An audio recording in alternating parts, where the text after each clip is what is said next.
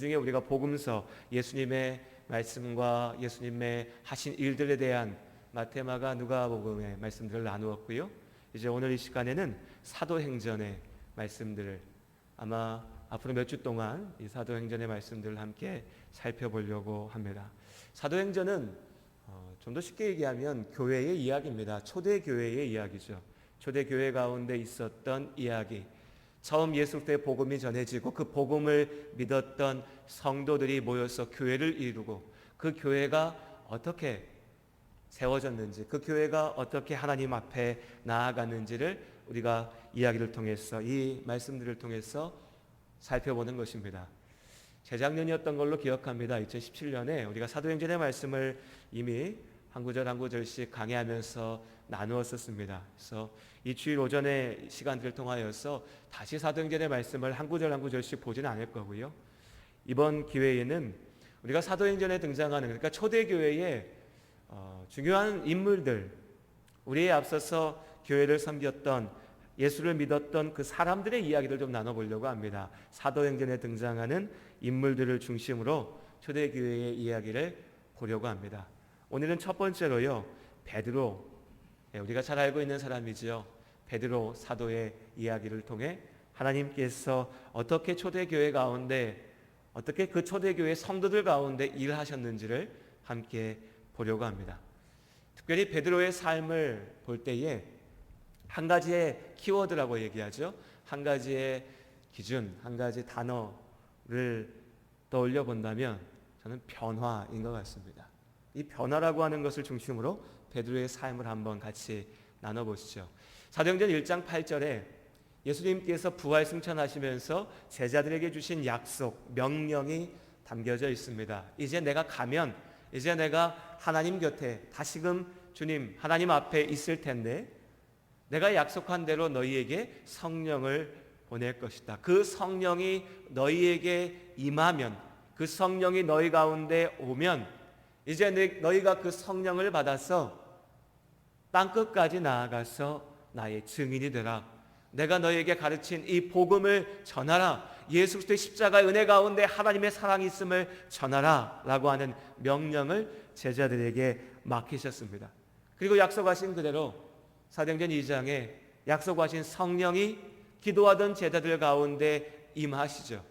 오늘 이 시간이 이 성령에 대해서 길게 얘기할 시간은 아니기 때문에 간단하게만 우리가 다시 한번 성령 하나님에 대해서 기억한다면 성부와 성자와 성령이 한 하나님이심을 우리가 믿습니다. 하지만 이 성령께서는 우리 가운데 영으로 오셔서 지금 우리와 함께 하시며 하나님과 함께하게 하시고 하나님의 능력을 우리에게 주시는 성령 하나님이신 줄을 믿습니다. 특별히 우리가 이 자리에 나와서 내가 예수를 믿는다라고 고백할 수 있는 그 고백이, 그 믿음이 또한 성령 하나님의 역사이신 줄로 믿습니다. 이 성령이 제자들 가운데 임하셨습니다. 그리고 이 성령의 임재를 경험한 제자들이 많은 사람들 앞에 나아가서 주의 복음을 증거하지요. 그 제자들의 앞에 섰던 이가 바로 베드로였습니다. 사도행전 2장은 베드로의 설교, 베드로가 성령의 역사를 경험하고 난 다음에 증거하는 그 복음을 기록해 놓고 있는데요, 이때 베드로의 모습을 보면요 너무나 담대한 모습이 보입니다. 그리고 위험 있는 모습이 보이죠. 그리고 많은 사람들이 베드로를 보면서 놀랐던 것처럼 저 시골 갈릴리에서 물고기 잡던 어부가 어쩜 저렇게 멋진 말로, 지혜로운 말로 하나님의 말씀을 증거하고 있느냐라고 놀랐던 것처럼 베드로의 그 모습 가운데는 지혜가 가득했습니다. 너무나 완전한 모습의 교회의 지도자가 지금 이 자리에 예루살렘 가운데 서 있었던 거죠. 성령의 은혜를 경험한 이후에요. 하지만 우리가 복음서의 말씀을 통해서 이미 알고 있는 것처럼 원래 베드로는 그런 사람이 아니었지요. 예수님을 만나기 전에, 그리고 예수님을 만났을 때의 베드로는 이렇게 위엄이 넘치고 지혜가 있고 능력이 있는 교회의 지도자, 거룩한 사람의 모습으로 서 있지 않았습니다. 그는 무엇보다 어부였지요. 강인한 어부였습니다. 아주 터프한 모습으로 힘을 쓸 줄 아는 그런 어부였던 것 같습니다. 하지만 잘 배우지는 못했습니다. 그 당시 시대가 그랬지요. 물고기 잡는 사람이, 농사일하는 사람이, 물건 만드는 사람이, 장사하는 사람이 글을 알고 읽고 지식을 자랑할 수 있는 그런 사회가 아니었습니다. 100명 중에 1명, 2명이나 글을 알까? 많은 사람들이 글을 알지 못하고 그저 태어나서 내 부모에게 배운 대로, 내 주변의 환경 가운데 배운 대로 일을 찾고 그 일을 하면서 평생 살다가 죽는 것이 다였던 그런 시대였으니까요. 베드로도 그런 사람이었습니다. 그렇게 물고기 잡으면서 자신의 힘을 믿고 살던 그런 사람이었습니다. 힘이 있었기 때문에 베드로는 자기의 힘에 의지하는 모습을 종종 보여줍니다. 성질을 부리기도 하고요. 특별히 예수님께서 붙잡혀 가실 때에 칼을 꺼내 들고 예수님을 붙잡으러 왔던 제사장의 종을 칼로 치는 모습을 보여줍니다. 그는 그런 사람이었습니다. 힘을 쓸 줄 아는 사람이었고 그 힘에 의지하는 사람이었죠. 그러면서도 마음 깊은 곳에는요, 대장이 되려고 하는 야망이 있었습니다. 예수님이 우리의 선생님이시면 내가 그 선생님 밑에서는 첫 번째가 되어야 되겠다. 내가 제일 앞에 서야겠다. 내가 무언가를 결정하고 내가 무언가를 주장하는 사람이 되어야 되겠다. 이것이 성경에 등장하는 베드로입니다. 여러 가지의 모습으로 이야기하긴 했지만 모든 것을 다 합쳐놓고 보면요, 그냥 평범한 한 사람이었습니다. 우리와 마찬가지의 사람이었습니다. 그저 주어진 자리에서 일을 하는 사람이었고 그저 주어진 자리에서 나한테 있는 것을 가지고 한번 살아보려고 하는 사람이었습니다. 나에게 있는 능력을 가지고서 버텨보려고 하는 사람이었고 우리 모두가 다 그렇듯이 잘 살아보려고 하는 욕심, 남들에게 인정받고 싶은 욕심, 사람들 앞에 서보고자 하는 그런 욕심을 가진 그냥 그런 사람이었습니다. 우리와 똑같은 한 사람이 여기 베드로였습니다. 그런데 그런 베드로가 예수님을 만난 겁니다. 그런데 예수님을 만나고도요, 그렇게 많이 변하지 않았습니다. 우리 같으면, 우리 생각 같으면 예수님의 말씀을 그만큼이나 많이 들었으면 무언가 참 많은 것들이 변해야 될 것 같은데 복음서의 말씀을 가만히 보면요, 베드로는 주의 말씀을 듣고 또 듣고 그 많은 기적을 보았지만 그렇게 많은 것이 달라지지 않았습니다. 예수님의 그 능력을 경험했지만 여전히 자신의 힘을 의지하려고 하는 마음이 가득했습니다. 그냥 그렇게 예수님 곁에 있었던 베드로, 그가 인생의 밑바닥을 경험하게 되는 순간이 닥쳐오게 됩니다. 바로 예수님께서 붙잡히셨을 때였죠. 예수님께서 복음서에서 그렇게 계속해서 말씀하셨던 것처럼 이 땅에 죄인된 우리를 구원하기 위한 하나님의 길은 세상과 싸워서 그들을 칼로 죽이고 무찌르고 힘을 갖는 것이 아니라 죄 없으신 주님께서 우리의 죄를 대신해서 십자가에 달려 죽으시는 것이었습니다. 이제 예수님께서 그 십자가의 길을, 고난의 길을, 죽음의 길을 걸어가실 때에 붙잡혀 가신 예수님, 제사장의 마당 앞에 엎드려 있는 예수님, 그 예수님을 바라보는 베드로가 무리들 가운데 서 있었습니다. 그때 어떠했습니까? 우리 잘 아는 이야기지요. 그 옆에 있었던 여종이 베드로에게 너도 예수 따라다니던 사람 아니냐? 너도 저 예수를 믿던 사람 아니냐? 라고 물었을 때 베드로가 거듭 또 다시 한번 나는 예수를 모른다라고 부인합니다. 그리고 울부짖고 떠나가죠. 이때 베드로의 마음이 어땠을까요? 저는 이때 베드로가 자신의 밑바닥을 경험했다라고 봅니다. 힘을 믿고 살았습니다. 칼을 뽑아들 줄 알았습니다. 하지만 베드로가 믿었던 이 힘보다 더 큰 힘, 대제사장이, 유대 사회의 기득권들이, 로마 군인들이 창을 들고 있을 때 베드로는 할 수 있는 게 아무것도 없었습니다. 내 힘을 의지해서 산다라고 얘기했지만 그 힘이 통하지 않는 더 큰 힘 앞에 부딪혔을 때에 자신이 아무것도 할 수 없는, 내가 사랑한다라고 고백했던 나의 선생님을, 나의 주인을, 내가 구원자라고 믿었던 그분을 지킬 수 없다는 것을 알았을 때에 그는 완전한 무기력 가운데 빠졌습니다. 내가 제자들 가운데의 대장이 될 거라고, 내가 첫 번째 가는 사람이 될 거라고 욕심냈었지만 정작 그 욕심을 부릴 때에 내가 짊어져야 됐던 나의 십자가, 내가 감당해야 됐던 그 무게에 대해서는 알지 못했었습니다. 이제 예수님께서 비로소 십자가의 길을 걸어가실 때에 그 예수님의 곁에 선다는 것이 무엇인지 알게 됐고, 베드로는 그 무게를 감당하지 못하고 도망쳐 버렸습니다. 예수님의 말씀을 그토록 자주 들었지만 결국에 그는 주의 말씀을 깨닫지 못했습니다. 그래서 그렇게 예수를 부인하고 도망친 베드로의 마음은 어땠을까요? 무기력했고요, 아무런 소망도 보이지 않았고요, 스스로가 너무 못났고요, 내가 사랑한다고 그렇게 얘기했던 일을 배신해야 됐고요, 도망쳐야 됐고요. 이제 앞으로 어떻게 될지 아무것도 알지 못하는 답답한 가운데 던져졌습니다. 이것이 베드로의 인생의 밑바닥이었습니다. 이 바닥에서 베드로가 비로소 내가 누구인지 본 겁니다. 나 아무것도 아니구나, 나 갈릴리 촌사람이구나, 나 그냥 물고기 잡고 힘이나 좀 썼지 진짜 큰 힘 앞에서는 아무것도 하지 못하는 사람이구나, 내가 사랑한다고 얘기했지만 그 사랑이란 것도 그저 입에서만 나온 것이었구나. 이것이 베드로의 바닥이었습니다. 여러분 어떠신가요? 우리가 삶을 살면서 나의 바닥을 분명히 경험해야 될 필요가 있습니다. 물론 어려운 일입니다. 괴로운 일이죠. 아픈 일입니다. 어떻게든 피하고 싶은 일입니다. 사람들은요, 내가 이걸 못합니다, 내가 이게 부족합니다, 내가 이게 어렵습니다 라고 얘기하면서도요, 가만히 잘 들어보면 그 말 속에서도 나의 정말 약함을 지키려고 하고 나의 정말 부족함을 감추려고 합니다. 정말 내가 무너져야 될 자리가 되면요, 그걸 피하려고 합니다.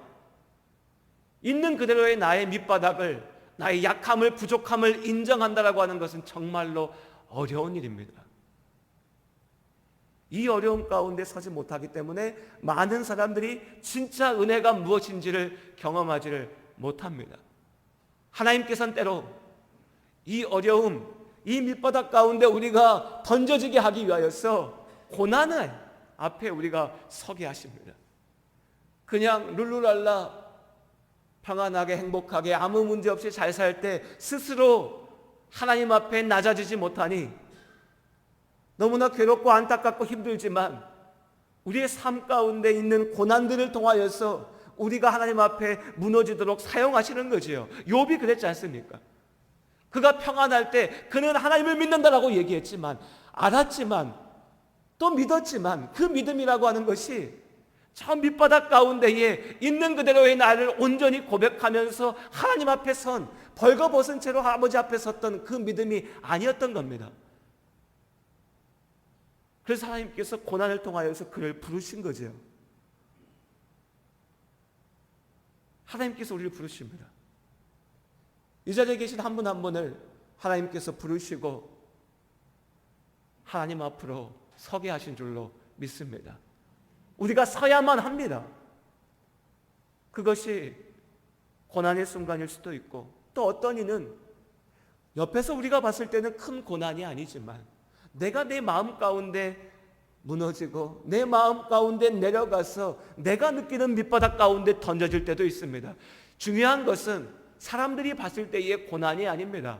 우리가 고난 자랑할 거 아니지 않습니까? 나한테 이렇게 어려운 일이 있었어라고 자랑할 거 아니지 않습니까? 그게 간증이 아니죠. 정말 중요한 건 뭐냐면 내가 어떤 사람인지, 내 인생이 어떤 것인지를, 그 바닥을 내가 경험해 본 겁니다. 내가 깨달은 겁니다. 그리고 그 바닥에서부터 참된 회개가 시작되는 줄로 믿습니다. 내가 안 된다는 것을 인정하는 거죠. 내 혼자 힘으로 살 수 없다는 것을 고백하는 겁니다. 적당히 감추고 적당히 칼 들고 적당히 힘을 내면서 사는 것이 아니라 어떻게 해도 나로 해서는 안 된다는 것을 고백하는 것, 이것이 인생의 바닥이고 베드로는 그 바닥 가운데 던져진 겁니다. 그런데 그 바닥 속에 그냥 머물러 있었다면, 그러니까 베드로가 예수님을 모른다라고 외치고 내가 아무것도 할 수 없다라고 절망하고 그냥 도망쳐서 다시 갈릴리 호숫가 가가지고 할 수 아는 것 물고기를 잡는 것밖에 없으니까 죽지는 못하니까 살아서 고기나 잡고 그냥 그렇게 살다가 먹고 살다가 또 살다 보니 적당히 웃고 떠들고 또 괴로워하다가 그냥 죽었다면 베드로는 그냥 그렇게 끝난 삶이 되는 겁니다. 실패한 삶이 되는 거죠. 하지만 부활하신 예수님께서 베드로를 찾아가셨습니다. 그를 만나셨습니다. 베드로의 마음이 어땠을까요? 내가 모른다라고 부인했던 그 예수께서, 내가 이젠 다시는 만날 수 없을 거라고 절망했던 그 예수님께서 나에게 오셨습니다. 내 손을 잡으셨습니다. 나와 함께 하신다고 약속하셨습니다. 베드로를 사랑하신다고 고백하셨습니다. 그리고 베드로에게 물으시죠. 요한복음에 요한의 아들 시몬아, 네가 날 사랑하느냐? 베드로가 무슨 마음으로 고백했겠습니까? 주님, 내가 주님 정말 사랑합니다. 네가 나 사랑하느냐? 예수님, 내가 정말 사랑합니다. 내가 정말 부끄럽지만 도망쳤고요, 예수 모른다고 했고요, 내가 막 칼로 주님을 지키는 것처럼 생각했지만 그게 착각인 것도 깨달았습니다. 하지만 이제 부활하신 주님 앞에, 나의 구원자가 되신 주님 앞에 내가 정말 고백합니다. 내가 주님을 사랑합니다. 예수 때 십자가의 사건을 경험하고 부활하신 주님을 만난 이후에, 그리고 약속하신 그 성령의 오심을 경험한 이후에 베드로는 이전과는 전혀 다른 사람으로 바뀌어져 있었습니다. 외양이 바뀐 건 아닙니다. 눈에 보이는 모습이 바뀐 게 아니에요. 베드로가 갑자기 잘생겨지고 멋있어지고 근엄해진 게 아닙니다. 외적인 상황이 달라진 것도 아니었죠. 갑자기 베드로가 부자가 된 게 아닙니다. 갑자기 예수 믿던 사람들을 바라보던 세상의 시선이 달라진 것도 아니었습니다. 여전히 유대 사회의 지도자들은 예수를 죽였던 것처럼 예수의 제자들도 죽이려고 했습니다. 비웃었습니다. 조롱했지요. 가진 것도 없었습니다. 아무를 의지할 것도 없었습니다. 상황이 달라진 게 아닙니다. 겉으로 보여진 게 달라진 게 아니지요. 그가 달라졌습니다. 베드로가 달라졌습니다. 그 사람이 달라진 겁니다. 그가 변하였고 그가 새롭게 태어난 겁니다. 베드로의 변화라고 하는 것은 그가 제자들 가운데 가장 앞에 서게 됐다는 것에 있지 않습니다. 그가 더 지혜 있고 능력 있는 사람이 되었다는 것에 있지도 않습니다. 사도행전을 보니까 베드로가 기적을 행할 수 있는 능력을 가졌네? 이게 그의 변화의 핵심이 아닙니다. 베드로의 설교를 들어보니까 이제 이 사람이 이렇게 말을 멋지게 잘하네? 이것도 본질이 아니라는 거죠.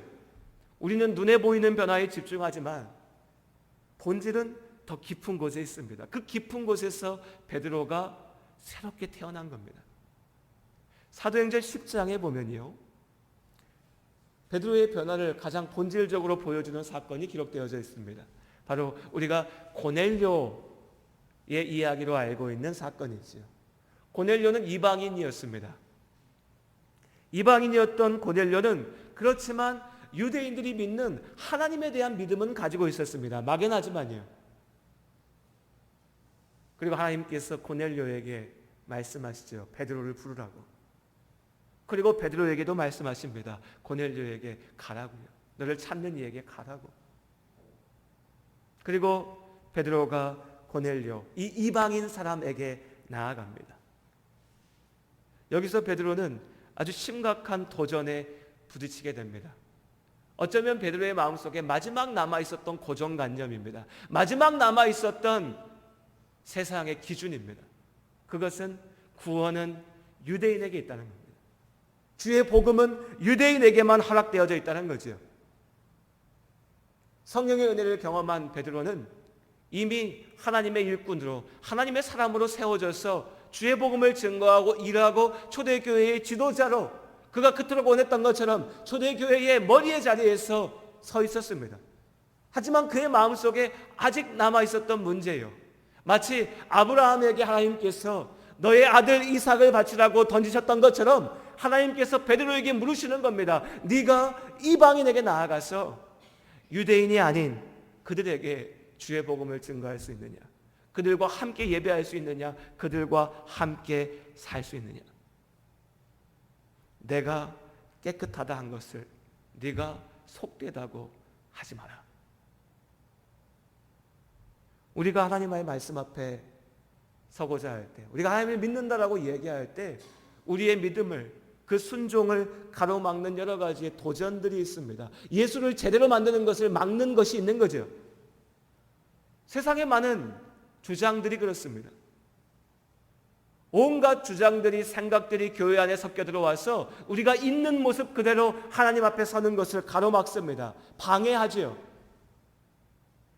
우리의 용기가 없는 것도 그렇습니다. 아버지의 말씀대로 순종하며 가면 되는데 용기가 없어서 그걸 못합니다. 이렇게 하면 내가 너무 많이 손해보는 것 아니야? 이렇게 하면 내가 실패하는 것 아니야? 이렇게 하다가 내가 끝장나는 것 아니야? 결국 본질은 뭐지요? 믿음 없음입니다. 그것이 믿음 없음입니다. 내가 온전히 믿지 못하기 때문입니다. 내가 온전히 하나님 앞에 서지 못하기 때문이죠. 여러 가지 말로 포장해 놨지만 본질은 너무나 단순한 겁니다. 하나님이 나를 사랑하신다는 그 사실, 내가 하나님을 사랑해야 된다는 그 명령, 그걸 따르지 못하는 거죠. 마태복음 16장에 예수님께서 베드로에게 물으셨죠. 네가 나를 뭐라 하느냐? 너희가 나를 누구라고 하느냐? 베드로가 얼마나 멋지게 대답합니까? 주는 그리스도시고요, 살아계신 하나님의 아들이십니다. 베드로가 칭찬받지요. 그래, 그게 정답이다. 그런데 곧 이어서 예수님께서 이제 너희가 그리스도라고, 구원자라고, 살아있는 하나님의 아들이라고 고백하는 내가 너희를 구원할 그 길은 십자가의 길, 십자가로 나아가 내가 너희를 위하여 죽는 것이다 라고 얘기할 때 베드로가 뭐라 합니까? 주님, 안 됩니다. 그런 일은 있을 수가 없습니다. 내가 맡겠습니다. 내가 주님을 지키겠습니다. 내가 할 수 있습니다. 예수님의 그 길 말고 내가 생각하는 이 길대로 가서 구원해 주십시오. 예수님 뭐라 하십니까? 베드로에게 사단의 자식이라고 얘기했습니다. 사단의 자식아, 네가 왜 나의 길을 막느냐? 네가 어찌 하나님의 일을 생각하지 않고 도리어 사람의 일을 생각하느냐? 꾸짖으시죠. 이제 시간이 지나서 다시 한번 베드로에게 똑같은 상황이, 똑같은 질문이 주어진 겁니다. 앞서서는 예수님의 십자가의 사건이었다면 이제는 내가 이방인들에게 나아가서 그들에게 복음을 전하고 그들과 함께하고 그들 가운데 성령이 임하심을 보아야 되는 겁니다. 베드로가 이 사건을 경험한 다음에 예루살렘 교회 앞에서 이렇게 고백합니다. 사도행전 11장 17절 말씀이죠. 우리 함께 같이 읽어볼까요? 11장 17절 말씀을 함께 읽겠습니다. 그런즉 하나님이 우리가 주 예수 그리스도를 믿을 때에 주신 것과 같은 선물을 그들에게도 주셨으니 내가 누구이기에 하나님을 능히 막겠느냐 하더라. 아멘. 내가 누구이기에 하나님을 능히 막겠느냐? 막았잖아요. 이전에는 예수님께서 십자가의 길을 간다고 할 때 베드로는 막았어요. 자신의 기준대로. 오늘 이 자리에서 이방인들과 함께하는 이 자리, 자신을 의심하면서 자신을 비난하는 예루살렘 교회 유대인 성도들 앞에서 베드로가 고백하는 겁니다. 내가 누구이기에 하나님의 길을 막겠느냐? 저는 이 한마디가 변화된 베드로의 삶을 가장 분명하게 보여주는 기준이라고 믿습니다. 이후에도요, 이 사건 이후에도 베드로의 삶은 이전과는 달랐습니다. 이제 더 이상 베드로는 내가 제자들 가운데 첫 번째가 되어야 된다고 생각하지 않습니다. 내가 교회의 대표가 되어야 된다고 생각하지 않았습니다. 내가 칼을 뽑아서 힘을 가지고서 무언가를 이룰 수 있다고 믿지도 않았습니다. 그렇다고 그가 이제 용기가 없어지고 이제 겁에 질려서 피해 다닌다는 것도 아닙니다. 그는 그 어느 때보다도 용감했습니다. 담대했지요. 죽음의 위기에 맞서는 것을 두려워하지 않았습니다. 주의 복음을 위하여서 감옥에 들어가는 것도 마다하지 않았지요. 그리고 마지막으로 주의 복음을 증거하기 위하여 죽임당하는 것도 피하지 않았습니다. 겸손하게 낮아짐으로써 예수님께서 주신 명령대로 땅끝까지 이방인들에게, 모든 사람들에게 주의 복음을 증거하는 일을 위하여서 헌신했습니다. 요한의 아들 시몬아, 네가 나를 사랑하느냐? 베드로가 대답했지요. 내가 주를 사랑합니다. 베드로는 이 고백을 말로만 하고 끝나지 않았고요, 그 고백대로 삶을 살아냈습니다. 이것이 사도행전에서 우리가 볼 수 있는 베드로의 변화된 삶입니다. 이 자리에 있는 우리도 예수를 믿는다고 고백합니다. 그런데 여러분 그거 분명히 아십니까? 예수를 믿는다고 고백할 때, 예수의 십자가의 은혜를 경험할 때 우리는 분명하게 변화되어야 될 줄로 믿습니다. 바뀌어야 됩니다.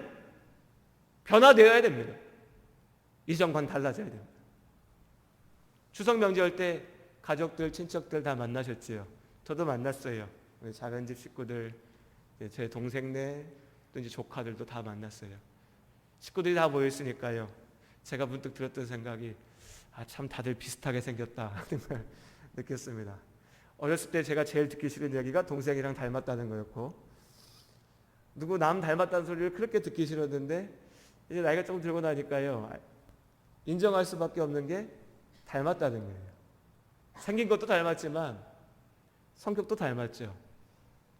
살아가는 방식도 닮았습니다. 뭐 이렇게 저렇게 다르지만 또한 이런저런 부분에서 서로 다 닮았죠. 어떠신가요, 여러분? 기분이 좀 나쁘신 분들은 나는 우리 집 식구들하고 많이 달라야 되는데 이러실지 모르겠는데, 내가 좋든 싫든지 간에 우리는 우리의 부모님을 닮았고 또 그 부모님의 부모님을 닮았고, 이런저런 모습들이 우리 안에 있고 우리 자녀들에게 있고 우리 형제들에게 나눠져 있지요. 이것이 우리가 갖고 태어난 천성이고 우리가 자라난 환경이죠. 이것을 넘어선다라고 하는 것은 참 어려운 일입니다. 불가능한 일이죠. 하지만 예수 그리스도의 십자가가 그것을 가능하게 하는 줄로 믿습니다. 내 보여지는 모습이 달라지는 게 아니라, 나에게 주어진 이 환경이 달라지는 게 아니라 내가 달라지는 겁니다. 내가 예수의 사람으로 바뀌어지는 겁니다. 내가 아버지의 말씀 앞에 순종하는 사람으로 세워지는 겁니다. 이 자리에 계신 우리 성도님들, 하나님께서는 여러분을 어느 집, 어떤 집안의 몇째 아들, 몇째 딸로 부르신 것이 아니라 예수 그리스도의 십자가의 은혜 가운데 하나님의 아들로, 하나님의 딸로, 주의 택하신 백성으로 부르시고 세우시는 것을 기억하시기를 주님의 이름으로 축복합니다. 우리가 주의 백성입니다. 우리가 하나님의 사람입니다. 그러니 우리는 이전까지 우리가 붙들고 있었던 세상의 기준, 나의 기준이 아니라 예수의 기준, 아버지의 말씀으로 살아야 될 줄로 믿습니다. 하나님의 뜻을 분별하시기를 바랍니다. 그리고 베드로가 그랬던 것처럼 이제 내가 나의 길을 쫓아가는 것이 아니라 하나님의 길을, 하나님의 일을 이루기 위하여 사는 삶으로 우리의 삶이 세워질 수 있기를 주님 앞에 주님의 이름으로 축복합니다. 그리고 우리 오늘 마지막으로 로마서 12장 말씀을 읽어볼까요? 주보에 보시면 있는데요, 성경 찾으셔도 되지만 좀 더 편안하게 주보에 옆에 보시면 금주의 말씀 이렇게 제가 적어놨습니다. 변화받은 우리의 삶에 여기에 있습니다. 예수를 믿는 우리의 길이 여기에 있습니다. 우리 로마서 12장 2절의 말씀, 베드로가 우리 앞에 먼저 보여줬던 그 삶을 기억하면서 로마서 12장 2절을 읽고 함께 읽고 오늘 말씀을 마치도록 하겠습니다. 우리 함께 읽겠습니다. 너희는 이 세대를 본받지 말고 오직 마음을 새롭게 함으로 변화를 받아 하나님의 선하시고 기뻐하시고 온전하신 뜻이 무엇인지 분별하도록 하라. 아멘. 기도하시겠습니다. 하나님,